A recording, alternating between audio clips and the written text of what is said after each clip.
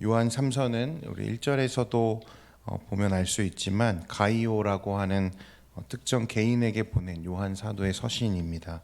이 가이오가 누군지에 대해서는 학자들 간의 견해가 좀 다릅니다. 신약 성경에만 해도 가이오라는 이름을 가진 사람이 여러 나오죠. 마게도냐 사람 가이오도 있고 더베의 가이오, 그 다음에 고린도의 가이오. 이 가이오라는 이름 자체가 당시에 너무 흔하게 사용되던 이름이었기 때문에 우리나라로 치면 철수 같은 이름인 것 같아요. 그래서 어떤 사람인지 특정하기는 어렵지만 그 상황은 말씀을 통해서 우리가 유추해 볼 수 있을 것 같습니다. 요한 3서는 표면적으로는 나그네 곧 순회 전도자들을 대접하고 또 접대하는 문제와 관련해서 가이오의 선하고 신실한 모습을 칭찬하고 그 더욱 선한 일에 정진하도록 격려하고 또 수신자 교회의 지도자 중에 하나였던 디오드레베의 악한 행위를 책망하는 내용을 담고 있습니다. 사실 그런데 내용의 본질을 들여다보면 다른 요한 서신들과 마찬가지로 진리 안에서 행하는 자와 그렇지 못한 자와의 대비를 통해서 성도의 바람직한 자세를 우리에게 교훈하고 있습니다. 먼저 1절과 2절 말씀에 다시 살펴보면 장로인 나는 사랑하는 가이오 곧 내가 참으로 사랑하는 자에게 편지하노라. 요한 사도가 누구에게 지금 이 편지를 보내고 있는지 언급한 후에 2절 말씀에 우리 같이 한번 보겠습니다. 시작. 사랑하는 자여 내 영혼이 잘됨 같이 내가 범사에 잘되고. 2절에 보면 사도 요한은 가이오에게 사랑하는 자라고 부르면서 내 영혼이 잘됨 같이 내가 범사에 잘되고 강건하기를 내가 간구한다 말합니다. 얼핏 보아도 요한 사도는 아마 이 가이오라는 사람에게 크게 감동했던 것 같아요. 그를 극찬하고 또 그를 축복하고 있죠. 3절과 4절에서도 우리가 보면 알 수 있지만 가이오가 순회 전도자들을 귀하게 대접하는 일, 그가 말씀 안에서 진실하게 행한 것들에 대해서 사도는 소식을 통해서 전해 들었고 크게 감동했던 것 같아요. 그래서 3절과 4절에 보면 형제들이 와서 내게 있는 진리를 증언하되 내가 진리 안에서 행한다 하니 내가 심히 기뻐하노라. 내가 내 자녀들이 진리 안에서 행한다함을 듣는 것보다 더 기쁜 일이 없도다 라고 말합니다. 사도는 지금 가이오의 행함이 옳다고 인정하죠. 내가 심히 기쁘다는 거예요. 그리고 4절에 보면 뭐라고까지 말합니까? 내가 내 자녀들이 진리 안에서 행한다함을 듣는 것보다 더 기쁜 일이 없다. 그러니까 이 가이오가 마치 나에게 누구와 같다고 말하는 것이죠. 자녀와 같다고 말하는 거예요. 우리도 자녀들을 키우다 보면 자녀들이 자랄 때 또 굉장히 부모에게 기쁨이 될 때가 있잖아요. 마찬가지로 가이오는 지금 그가 신실하게 사랑을 행하는 것을 듣고 네가 행한 것 때문에 내가 너무 기쁘다라고 지금 표현하고 있는 것입니다.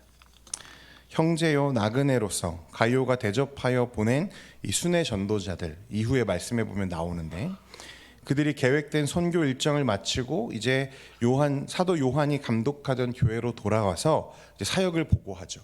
근데 그 보고하는 가운데 이같이 자신을 극진히 대접해 준 형제 가이오의 이야기를 온 교회 앞에서 지금 했던 거예요. 이 말에 사도 요한은 크게 감동하고 형제를 향하여 보여준 이 가이오의 행함이 옳다고 인정할 뿐 아니라 그것이 하나님의 축복과 은총 가운데 있는 성도의 모습이라고 그를 격려합니다. 여러분, 이 가이오가 이렇게까지 칭찬받고 있는 이유가 무엇입니까? 우리가 생각해 봐야 되는데요. 그가 사랑받는 자로서 또한 사랑하는 자가 되었기 때문에 그렇습니다. 요한 사도는 자신의 서신들을 통해서 계속 무엇을 강조하죠? 사랑을 실천하라는 거예요. 실천하지 않는 사랑, 행함이 없는 사랑은 거짓말이라는 것입니다. 우리 주님은 우리를 사랑하셨죠. 그리고 또한 그 사랑을 어떻게 하셨습니까? 행하셨습니다. 자기 생명을 십자가 위에 내어주심으로 하나님의 사랑을 우리 가운데 확증하시죠. 그러므로 그 예수 십자가의 은혜와 사랑을 아는 자는 사랑하는 자가 되어야 하고 그 사랑은 교회와 형제를 향한 행함과 실천으로 드러나야 한다고 사도 요한은 계속해서 강조해 왔습니다. 성도 여러분, 과연 저와 여러분은 이 사랑을 실천하고 있습니까? 다시 묻겠습니다. 여러분 실천하고 계십니까? 이 너무 중요합니다. 내가 예수 그리스도를 통해서 어떤 사랑을 받았는지 아는 것도 너무 중요하지만 내가 그것을 알았다면 그 사랑받은 자로서 사랑하는 자가 되는 것은 너무나 중요한 거죠. 그리고 심지어 주님은 어떻게 말씀하시죠? 우리가 서로 사랑할 때 너희가 비로소 내 제자인 줄을 모든 사람이 알게 될 거야 라고 말씀하십니다. 요한복음 13장 35절 말씀이죠. 너희가 서로 사랑하면 이로써 모든 사람이 너희가 내 제자인 줄 알리라 하고 주님이 말씀하셨어요. 그런데 요즘에 사실 이 사랑이 얼마나 중요한지 모르는 사람이 한 사람도 없지만 사랑을 행하고 가르치는 사람은 극히 드문 것 같아요. 심지어 세상에서는 당연하고 세상 사람들은 그렇게 사는 게 당연하지만 우리 믿는 믿음의 부모들, 자녀들을 양육하고 있는 부모들을 보면 저를 포함해서 우리 자녀들에게 사랑하는 자가 되라. 그래서 내 형제, 내 지체와 교회를 위해서 오늘 가이오처럼 희생하고 헌신하고 그들을 극진하게 대접해라 라고 가르치는 부모가 거의 없다는 게 너무 애석합니다. 예배만 잘 참석하면 충분해. 주일에 1시간 예배 드렸으면 됐지. 그런 건 적당히 하고 네 공부, 네 직업, 네 성공을 위해 더 정진하라고 가르치는 세대에 우리가 지금 살고 있습니다.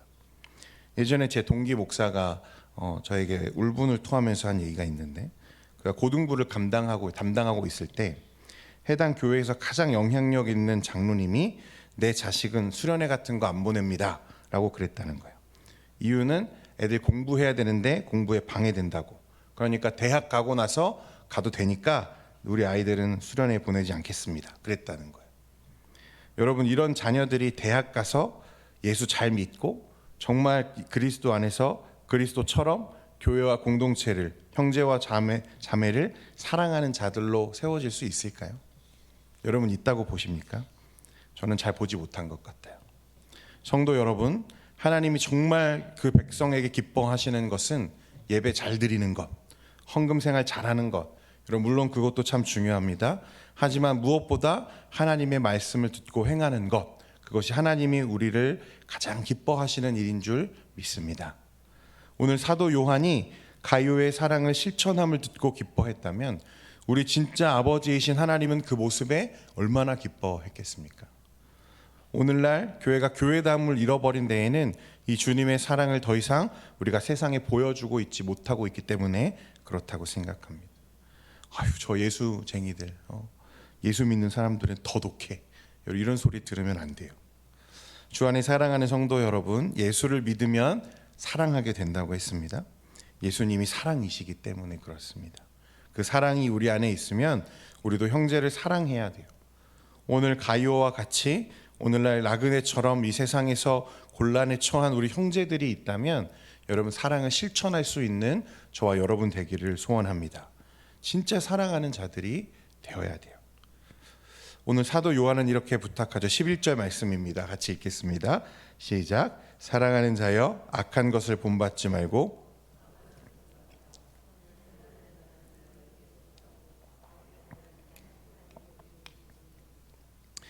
이 가이오가 하나님께 속한 자로서 선을 행하고 사랑을 실천했다면 반대로 디오드레베는 어떻습니까? 9절과 10절에 보면 내가 두어 자를 교회에 썼으나 그들 중에 으뜸되기를 좋아하는 디오드레베가 우리를 맞아들이지 아니하니 그러므로 내가 가면 그 행한 일을 잊지 아니하리라. 그가 악한 말로 우리를 비방하고도 오히려 부족하여 형제들을 맞아들이지도 아니하고 맞아들이고자 하는 자를 금하여 교회에서 내쫓는도다. 이 디오드레베는요, 가이오가 속해 있던 교회의 지도자였습니다. 말씀은 요한 사도가 두어 사람을 교회에 세웠지만 그들 중에 으뜸되기를 좋아하는 디오드레베가 그랬어요. 그러니까 이 사람은 그냥 일반 성도가 아니라 교회에서 어떤 사람이죠? 리더이고 지도자입니다. 영향력을 가진 사람이죠. 그런데 이유는 정확하게 알 수 없지만 이 순회 전도자들, 가이오가 극진하게 대접하고 영접했던 순회 전도자들을 이 정작 교회의 지도자였던 이 디오드레베는 어떻게 하고 있는 것입니까? 그들을 비방하고 그들을 내어쫓고 심지어 그를 영접하고자 했던 사람들을 교회에서 내쫓는 그런 일을 하고 있는 것입니다. 어떤 학자는 이를 두고 그가 교회의 지도자로서 자신의 권위와 자리가 위협받고 기득권을 상실할 것을 염려해서 전도자들의 방문을 거절했다고 말합니다. 심지어 비방하죠. 또 어떤 이는 디오드레베가 이 순회 전도자들을 영접한 성도들을 자신의 권위에 도전했다는 이유로 출교시켰다고 말합니다. 성도 여러분, 이 말씀은요, 이 가이오와 디오드레베의 대조는요, 어떤 말씀이 떠오르게 하냐면 마태복음 25장 31절 이후에 보면 인자, 그러니까 한 임금이 천사와 함께 와서 의인에게는 상급을, 악인에게는 영원한 형벌을 주는 그런 장면이 나오거든요. 임금이 그 한편에 있는, 오른편에 있는 의인들에게 이런 말을 합니다. 34절에 보니까 그때 임금이 그 오른편에 있는 자들에게 이르시되 내 아버지께 복 받을 자들이여 나와 창세로부터 너희를 위하여 예비된 나라를 상속받으라. 이 여기서 인자, 임금은 누구시죠? 우리 주님이시죠. 주님이 아버지께 복 받을 자들에게 뭐라고 말하냐면 나와 창세로부터 너희를 위하여 내 예비된 나라를 상속받으라 말합니다. 그러면서 임금이 뭐라고 말하냐면 너희가 내가 줄일 때 먹을 것을 주었고 목마를 때에 마시게 하였고 나그네 되었을 때 나를 영접했다고 말하는 거예요. 의인들이 의아해하면서 주님, 우리는 주님께 그렇게 한 적이 없는데 언제 우리가 주님을 영접했습니까? 라고 묻습니다. 그러니까 40절에 이렇게 대답해요. 임금이 대답하여 이르시되 내가 진실로 너희에게 이르노니 너희가 여기 내 형제 중에 지극히 작은 자 하나에게 한 것이 곧 누구에게 한 것이다? 내게 한 것이다. 이렇게 말씀하십니다. 반대로 왼편에 있는 자들, 영원한 불에 들어가라 말씀하시며 나를 영접하지 않았다고 말씀하시죠. 그들도 의아해하면서 반문합니다. 주님, 언제 주께서 줄이신 것이나 목마른 것이나 그런 것을 보고도 우리가 공양하지 않았습니까? 언제 그랬습니까? 라고 반문합니다. 45절에 이렇게 말하죠. 같이 읽겠습니다. 시작.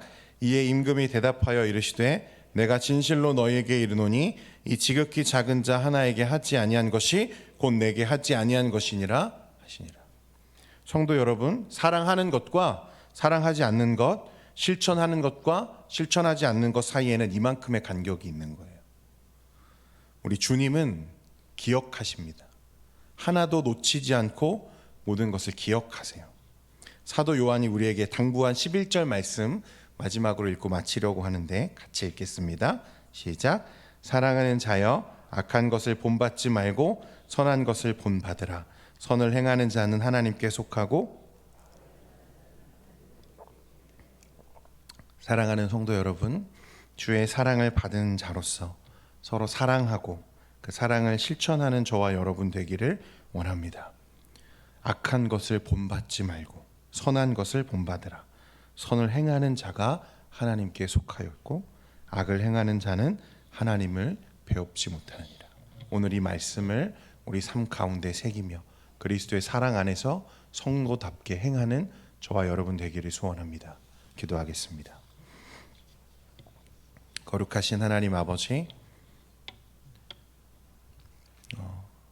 우리의 삶을 돌아보며 우리가 정말 우리 주변에 있는 나그네들, 하나님의 사람들을 섬기는 일에 소홀하지 않았는지, 내가 정말 내가 받은 사랑처럼 그들을 사랑했는지를 돌아봅니다.